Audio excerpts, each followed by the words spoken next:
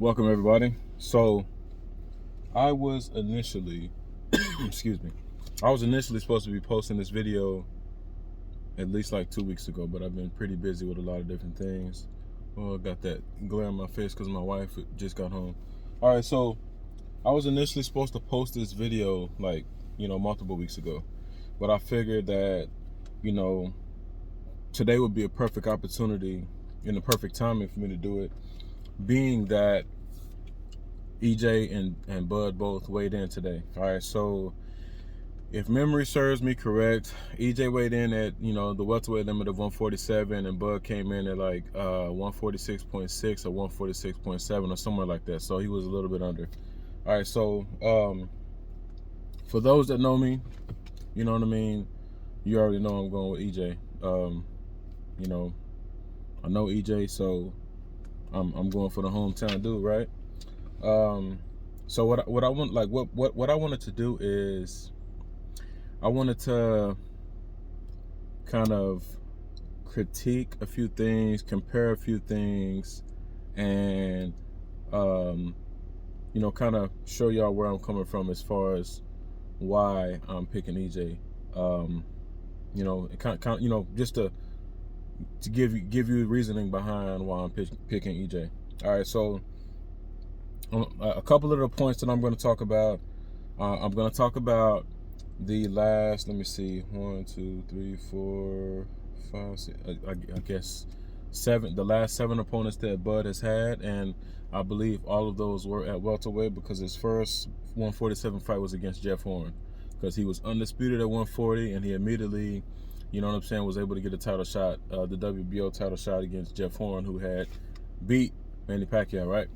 Okay, I'm also going to, I'm going to talk about the resume. I'm going to talk about some of the things that Bud does in the ring, and we're going to go from there. All right, so Terence Crawford, 39 wins, 39 knockouts. He's 5'8" with a 74-inch reach, okay? So his resume, the last 7 fights that he's had, and all of them have been by knockout. Let me see. Let's start from the beginning.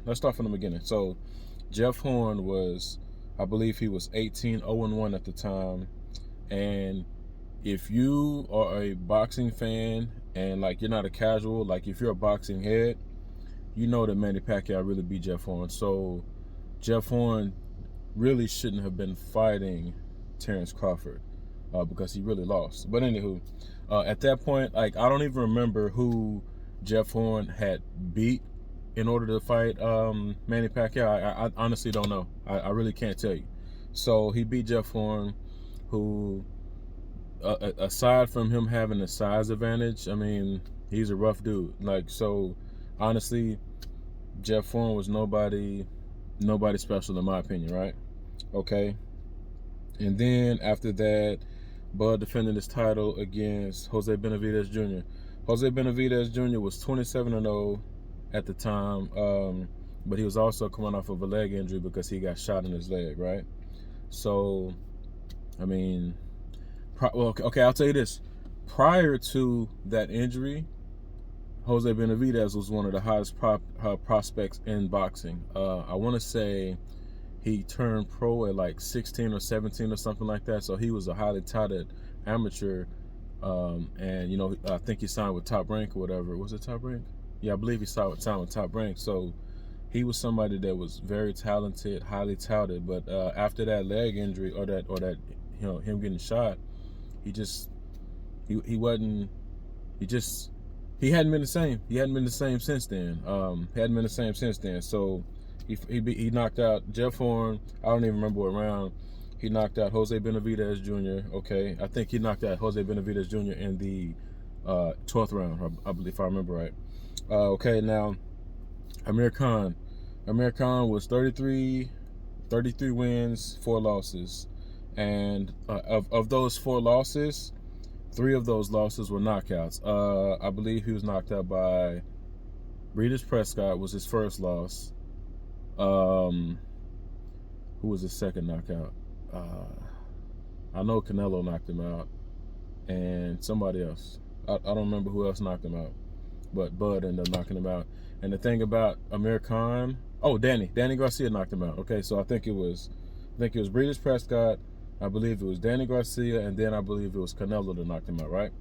Okay, and the thing about Amir Khan is, like, Amir Khan hasn't had a chance since the amateurs. You know what I'm saying? He hasn't had a chance since the amateurs. So, like, bruh, you know what I'm saying? Like, of these 3 fights that Bud has had so far at welterweight, like, it's really not a lot of opposition. You know what I'm saying? It's not really any strong opposition to where it's like a 50-50 fight or anything like that. Like, these are fights that everybody was expecting Bud to win, right? Okay, then after that, he fought Mean Machine, who was 21-0-1. So he had 1 draw, and I believe that draw was against Ray Robinson. I don't remember if I watched that fight or not, but I do remember a lot of boxing heads saying that Ray Robinson should have won that fight. So Ray Robinson and Bud should have actually been fighting each other. And I want to say I read somewhere too that Ray Robinson and Bud fought each other in the amateurs and Ray Robinson beat him. Although in the amateurs that means absolutely nothing, because some people have a better amateur fighting style as far as the points, and then some people have a better pro style. And also as well, you know what I'm saying, when you take that headgear off and when those gloves get smaller, like it starts to expose some of the things that the headgear and the bigger gloves kind of like helps, people with, right? So Bud ended up knocking out Mean Machine. And if I remember, I can't. Oh, you know what? No. Okay, in that fight, Bud got dropped by Mean Machine, but it didn't count. So Chin, he got dropped. He got dropped, but it wasn't counted. And that's not the first time the Bud's been hurt. I mean, everybody at some point in boxing, you know what I'm saying, if you fight somebody that's good or decent, or even sometimes the guy doesn't even have to be good, but got really good puncher power, at some point in time, you're going to get hurt. You know what I'm saying? It's part of the game, right? Bud also got hurt by Gamboa. Okay, so Jeff Horn, Jose Benavidez Jr., Amir Khan, Mean Machine, he knocked all 4 of those out so far, right? Okay, now the next fight was against Kell Brook, who was 39 wins, 2 losses, okay? His 2 losses were first to Triple G, and then he lost to EJ. Okay, so so here's something right here. Like, I have a really good comparison and really good analysis, in my opinion, on Kell Brook. Okay, so EJ fought Kell Brook in May of 2017. Okay, after that fight, he went to 154 pounds, which is junior middleweight. He went to 154 pounds. What is that? I guess until maybe March of 2018, and he stayed there. Wait, okay. EJ fought. Okay. EJ fought him in May of 2017, and I guess he had his first fight at 154 in March of 2018, and he stayed there until like February of 2020, right? So for the people that always say, Kell Brook was weight drained when he fought EJ, blah blah blah, okay, he had been fighting at 147, right? And he decided to go up 2 weight classes to fight Triple G, because I think that was like somebody had pulled out last minute. I can't remember exactly what it was. Something happened to where he decided to go up 2 weight classes and fight Triple G. He was winning the fight, and then that power. You got a bigger guy that's huge puncher. He fractured his orbital bone, right? Okay, so that happened, right? Okay, so like I said before, Kell Brook stayed there until February of 2020, all right? And he fought Bud at 147 in February of 2022. So he was gone from, for, like at least 2 years, right? So if he was struggling at 147 back in 2017, in 2022, come on, bro. You don't think he would be struggling to make 147? Like, he had been fighting, like, I think he fought like 3 fights at 154 pounds. So he goes from 147 to 160, back to 147 when he fought EJ. Then he went up to 154 for like 3 fights or 2 years or whatever, and then he went back to 147 to fight Bud. Okay, as you get older, your metabolism slows down, so it becomes harder for you to lose weight, right? Okay, so he fought Bud, and here's another point as well. So I think Kell Brooks, I think was this trainer Dominic Ingle, or am I thinking about somebody else? I can't remember who his trainer was, but his trainer decided not to train him for that fight against Bud because it wasn't enough time for him to thoroughly go through camp and have enough time to prepare for Terence Bud Crawford, right? So he ended up, I don't even remember who he had in his corner training him for that fight. So if his trainer didn't think it was wise for him to take that fight, then come on, bro, that's another strike, right? Okay. Now after the Kell Brook fight, Terence Crawford fought Sean Porter, right? Sean Porter was 31 wins, 3 losses, and 1 draw. Let me see. The first loss was to Kell Brook, right? Okay. Second loss was to Keith Thurman. Third loss was to Errol Spence, right? Okay. That was a good fight. It was a really good fight, actually. Really good fight. That was like, in my honest opinion, I thought that before Sean Porter got dropped for the first time, I had Sean Porter ahead, right? Okay, and then that second time that he got dropped, because he got dropped, was it 9th, 10th, 11th round, somewhere in there, he got dropped, and then a little bit later he got dropped again. And when he got dropped, he wasn't hurt. If you look at him, he was banging his fist on the canvas because he was frustrated. His dad stopped the fight because his dad didn't want him to really get hurt, right? And also his dad didn't want him to embarrass himself. Like Kenny Porter said after the fight was over that Sean Porter didn't train for the fight like he wanted him to train. He kind of took it a little easier than what he should have, which made and he told him that, that he you know what I'm saying? Like, if he didn't train the way he's supposed to, then he probably was going to be a little bit quicker to stop the fight than what he had if he had trained the way he was supposed to.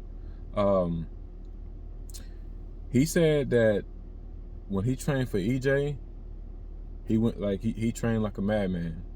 Like, he trained like a madman. He went all out, okay? And here's another thing too. Who did Sean Porter fight after EJ?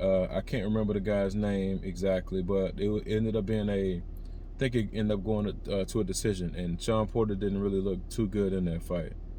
So I don't know if EJ took a little bit out of him or whatever. I don't know exactly, but Sean Porter didn't look exactly too good in that fight. Okay, and then after the Sean Porter fight, Terence Crawford, him and EJ were supposedly in negotiations, and for whatever reason,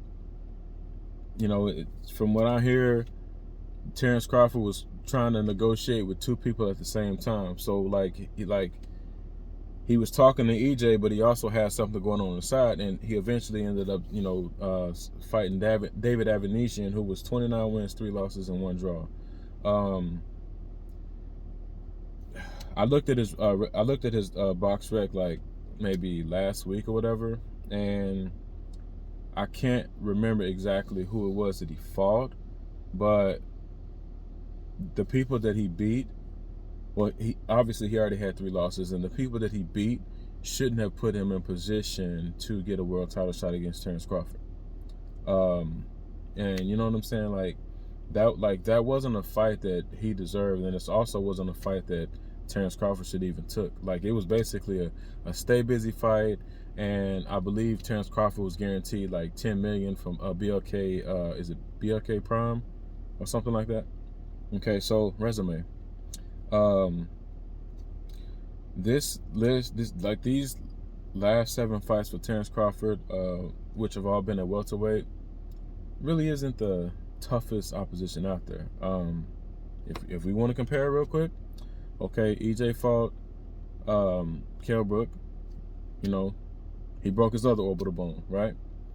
EJ fought Lamont Peterson. EJ fought what's his name?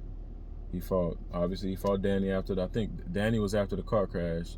He fought Sean Porter, who when EJ and Sean Porter fought, EJ had the IBF title and Sean Porter had the WBC title. So it was a unification fight. That was EJ's first unification fight. He beat Sean Porter.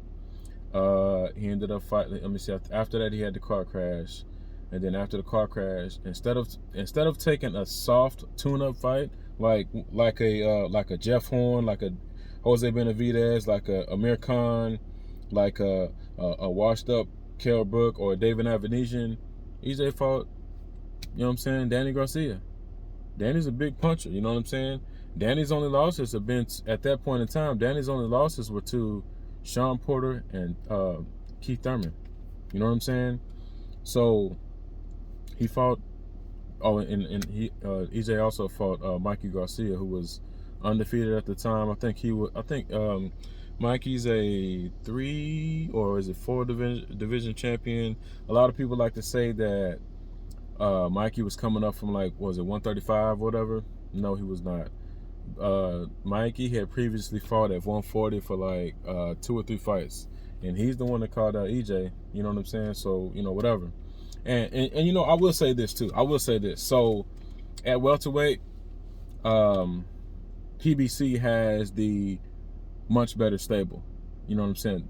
As far as like for welterweights, they got the much better stable. So I mean, it kind of sucks for Terence Crawford that he fought limited opposition, but I mean, that's also his fault as well, because he had opportunities, you know, to where he could have, you know, went over across the street or whatever and fought those guys, but he decided to, you know what I'm saying, re-sign with Top Rank, you know, multiple times. And then, you know, Bob Arum disrespected him on multiple occasions, talking about, you know, the amount of money that he lost on Bud. He could have bought he could have built a mansion in was it Beverly Hills or something like that. Like, why would you say that type of thing about, you know, your fighter at that point in time? You know what I'm saying? Like, I feel like that's hurting your fighter stock. Okay, so we're talking about, like, so we talked about the resume, right? We talked about the resume. In my opinion, and I don't feel like this is just my opinion, I feel like it's facts. EJ fought the better opposition. You know what I'm saying? So EJ had to do different things in order to win. If you're fighting, you know what I'm saying, competition that, you know, you're expected to beat, or guys that are washed up, guys that have been knocked out all of these different times, like Amir Khan, like, you don't really have to bring anything out of the bag. You don't really have anything that you have to just really figure out like that. You know what I'm saying? Like, a lot of these guys have already been exposed multiple times, so it's not a lot of homework that you got to do on these guys. Then, of course, you still got to get in there and get the assignment done, so I'm not taking anything away from Terence Crawford as far as that goes. But, you know what I'm saying? I'm speaking facts, man. Okay, so we kind of got the resume out of the way, and level of opposition. I feel like the level of opposition that EJ has fought is going to help him in these fights, because he's had to fight different ways. And here's another thing too. Here's another thing that a lot of people like. It's really funny to me how people are saying that, oh, all EJ knows how to do is walk forward with pressure and high work rate. And I don't remember, it was I can't remember who said this. One of the guys in a boxing group that I'm part of, he said that EJ was a well-oiled Antonio Margarito. Okay, so let's get a few things understood, right? So EJ is a multi-time national amateur champion, and he's also was a 2012 U.S. Olympian. Okay, so all of these national titles, all of these national tournaments, all of these international tournaments, EJ has seen and fought a lot of different styles. If there's somebody that's a better version of Margarito, you don't think that they're gonna have to find a different style in order to, you know, to fight these international fighters, especially these guys from like Cuba, these guys from like from Russia, and so on and so forth, right? Like, these guys are very skilled. Like, these European guys are really skilled. So in order to beat them, you're not gonna just beat them coming forward with pressure and throwing a lot of punches. These guys know angles. Okay, so the thing about it is, EJ knows how to box from the outside. He can fight mid-range. He can fight on the inside. I mean, everybody knows he can fight on the inside. You know what I'm saying? He used different styles against Ugas. He used different styles against Mikey. He used different styles against Lamont Peterson. You know what I'm saying? He used different styles against, who was it? Sean Porter. He used different styles. And the thing about it is, I don't feel like EJ looked as good as he could have against Sean Porter, because he chose to fight Sean Porter's fight.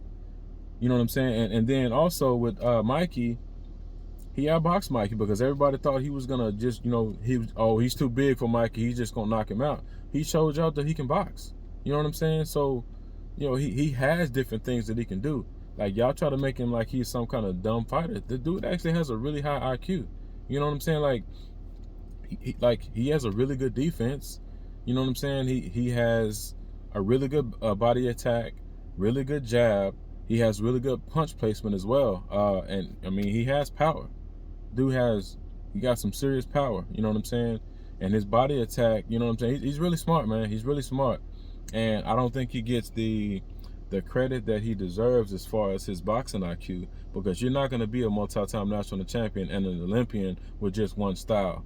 You got to have multiple styles, and to be able to have that type of success in the amateurs. You know what I'm saying? So I talked about that. Okay, let's talk about how Bud has issues sometimes against a good jab. I know against Kell Brook, Kell Brook is no slouch. Even at that point in his career, dude still had a good jab, and his jab was giving Bud issues. Up until Bud hit him with a shot that he didn't see coming, but that jab was giving him issues. If I remember right too, I want to say Mean Machine. Was it Mean Machine? I think it was Mean Machine's jab was giving him issues as well. And EJ has a strong jab. Bud is used to being able to use that southpaw advantage against these other guys. Because I think David Navanian is an orthodox. Sean Porter's an orthodox. Kell Brook is an orthodox. Let me see, Mean Machine. I think Mean Machine is an orthodox. Amir Khan is orthodox. Jeff Horn is orthodox, and then David Benavidez is orthodox. So, as a southpaw, you have a different angle that you have, that you have access to. You know what I'm saying? As a southpaw, you can shut down their jab with your jab. You know what I'm saying? And like the different angles that the punches are coming from, so you have that advantage as a southpaw versus an orthodox. EJ is a southpaw, so that southpaw advantage that Bud is used to having, it's not going to mean anything. You know what I'm saying? So we're going to see just how well he'll be able to deal with the true southpaw. He also tends to start slow, and a lot of people say it's him downloading information, gauging his what is it I'm looking for? What's the word I'm looking for? Gauging his distance. Gauging his distance, getting the timing on the different punches and everything like that the opponent is throwing, and so on and so forth. And see, the thing about this, if he starts slow against EJ, it like there's multiple different things that can happen. So if he starts slow against EJ, and he starts slow against EJ, because everybody knows that EJ starts fast. EJ's high work rate, pressure from the beginning. If he starts slow against EJ, what if he gets behind on the cards and he has to fight out of character, has to take unnecessary chances that he wouldn't have had to take had he not started slow, right? That's one of the things that could be an issue, right? Okay, let's say that he starts slow trying to download information, and as he's downloading this information, EJ is giving him different looks to where he has to be cautious. Let's say EJ gives him a different look for the first 3-4 rounds, a different look. Every single round he's giving him a different look, or throughout those rounds he's throwing in different things or doing something a little bit different to where Bud can't really establish his game plan based off of the information that he's downloading, right? And it puts him in a hole, right? Okay.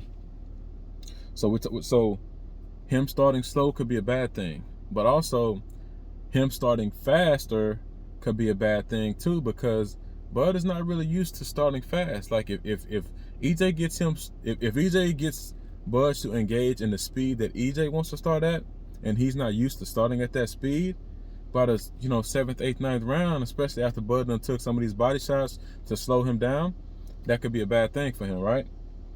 Okay, let's talk about the chin. Both of them have had their chin tested before. That Ugas fight, like when I was watching that fight on TV as it was happening, when he first got hit, you know, because you know he thought his mouthpiece came out of his mouth and he thought that his teeth was knocked out. Like when I first saw that, that was my initial thought that, oh, he must have thought his teeth got knocked out, so that's why he's looking for his mouthpiece. That's why he he's totally just blanked out. He totally just zoned out. So I was thinking, like, I thought initially that that's what he was thinking about. And Ugas hit him with some stuff that he didn't see, and he got knocked backwards, but he wasn't hurt. Like, as soon as he put his mouthpiece back in his mouth, he went right back to work and he started punishing Ugas. So when people say that he got hurt by that, he was never hurt. He was just looking for something that his focus was gone. And he also did that against Danny Garcia as well. And I think he was, like, from what I was listening to in the interview he was saying that he didn't have the proper type of mouthpiece yet because of, like, the different surgeries and everything that he was having because of, you know, the implants or veneers or whatever that he had to get, right? And, you know, as I mentioned earlier, Bud has been hurt before. He's been dropped before. You know, it wasn't counted, but he's been hurt before by Gamboa, and he was hurt by Mean Machine, right? Okay, so, you know, me personally, I felt like EJ has fought the bigger punchers, and I feel like his chin is battle tested. His chin is tested and proved. Obviously, Bud's chin has been tested too, but, you know, EJ hasn't been down. Bud has. It just hasn't been counted. So resume starts slow, chin. Let me see. Has trouble against a good jab. And then another thing too is I've noticed a lot, and it's something that other people have pointed out as well, is that Bud gets hit a lot more when he's in the orthodox stance. You know, for those that don't know, orthodox is right-handed. Unorthodox or southpaw is left-handed. So when Bud is in an orthodox stance, he tends to get hit a lot more.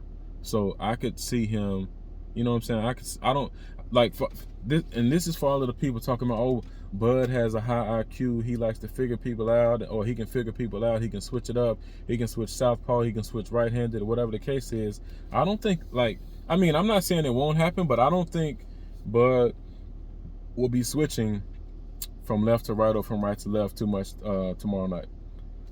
Excuse me. I think he will start left-handed, and for the majority of the fight, I feel like he will stay there. Oh, another point. I just thought about it just now. Another point, too. Let's talk about the corners. I know Derek. EJ has Derek James, who was a multi-time coach of the year. And then Bud has Brian Bomac McIntyre, right? They got different styles. Something that I've noticed with Bomac is it seems like he doesn't really offer too much, like, insight or strategy or anything like that. It's almost kind of like he's kind of leaving it up to Bud to decipher, to break down, to make the adjustments, to kind of figure it out on his own. Like, it's more so like that. And then with EJ, and I'm not saying EJ can't do that as well, but with Derek James, like, if Derek sees something, he addresses it. He addresses it. He does it thoroughly, detailed, and obviously the short amount of time that they have like, what, 55, 60 seconds, you know, from the time they sit down to the time, you know, the time for them to get up and whatever.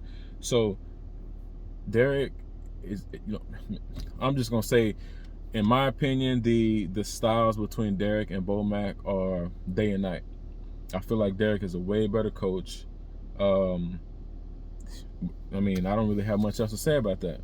So when this fight was made, I initially said EJ stops him in the 11th round, and then I don't know, something told me, I don't know, just had this weird feeling that EJ does it in 9. So either 9 or 11, I don't know. 9 or 11 is what I'm gonna stick with.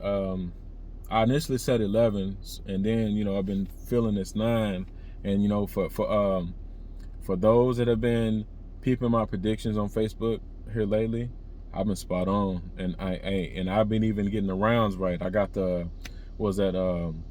Tank and Ryan. I got the exact round. It was a couple other fights. I can't remember who, But there was a couple other fights where I got the round, like the manner and all of that stuff. Like I've been on a nice little streak here, and I'm actually looking forward to this fight. Huge fight, man. This is undisputed. This is gonna be this is history in the making. And history can be made on both sides.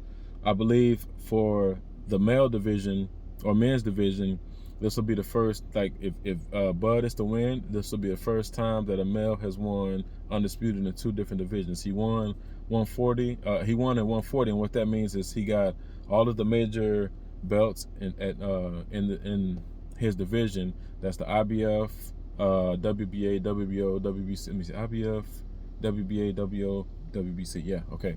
And then if he was to do it tomorrow, that'll be the second time that he's done it. Okay, and then on EJ's side, and this goes actually for EJ and Bud, this will be the first time in the four belt weight era in the welterweight division that there's been a undisputed champion having all 4 belts: the IBF, WBC, WBO, WBA.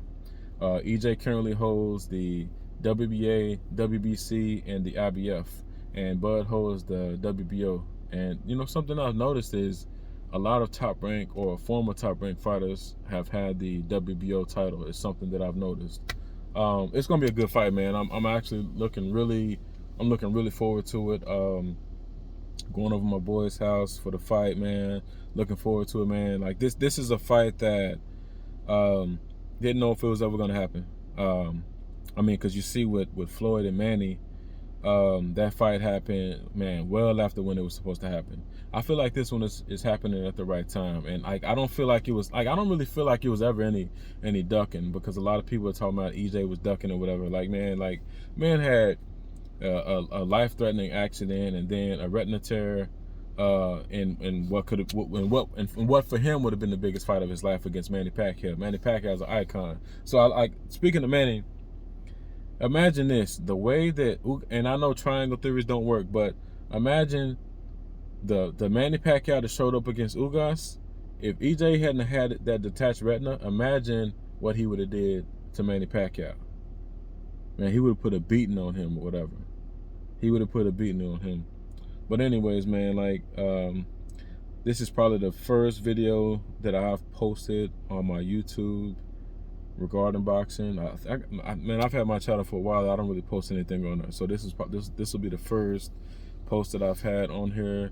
I'm actually start posting a lot more on boxing, basketball, a bunch of different things, man, that I got going on. So man, y'all like, share, subscribe, all of that good stuff, man, and we up out of here.